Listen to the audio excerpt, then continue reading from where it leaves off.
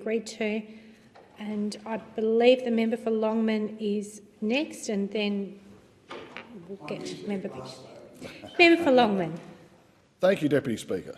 I rise to speak on the motion moved by the member for Barker. The news and statistics on deaths on our roads is unfortunately heading in the wrong direction. The latest data that has been recorded from January to April this year tragically informs us that 1,310 Australian lives have been lost on our roads in this 4-month period. This is an increase of 132 souls compared to the same period last year. The Australian Automobile Association tracks the targets of the Commonwealth Government's National Road Safety Strategy, or NRSS, 2021 to 2030. This tracking is revealing that these targets, such as halving road deaths by 2030, are veering way off course. Deputy Speaker, I want to acknowledge all those people and families who have been affected by a motor vehicle accident. Those who have suffered an injury, or worse still, those who have lost a loved one in a motor vehicle accident. People like Kent and Kylie Payne in my electorate of Longman, who tragically lost their son Harrison, or Harry as he was more affectionately known.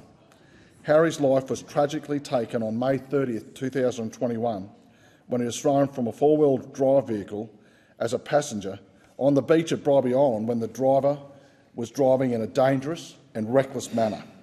He was just 18 years old. His death was senseless and completely preventable. Through various meetings with Harry's family and attending the Deadlift for Harry Day at his beloved World Gym at Burpengary, who, along with so many local businesses in Longman, continue to support the Payne family to raise awareness and funds and hopefully prevent other families from enduring the heartache and loss that they have suffered.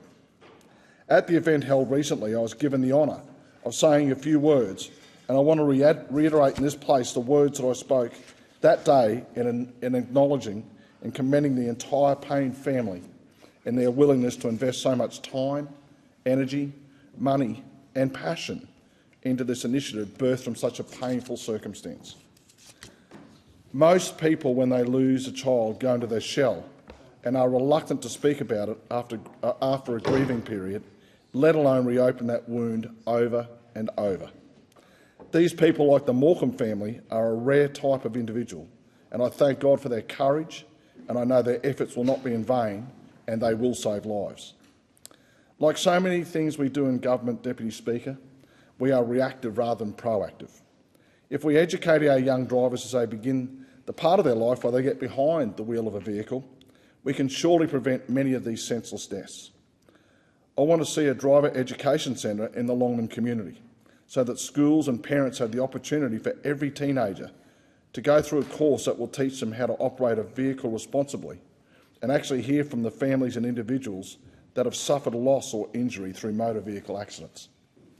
Many times it is simply that our young people don't understand the dangers associated with driving what is potentially a deadly weapon to not only themselves but fellow road users. Providing us a facility that provides hands-on experience as well as an environment that encourages an open discussion with law enforcement, those from the medical and trauma professions, along with families of victims and those who have injuries sustained from road accidents, will go a long way to preventing more accidents in the future.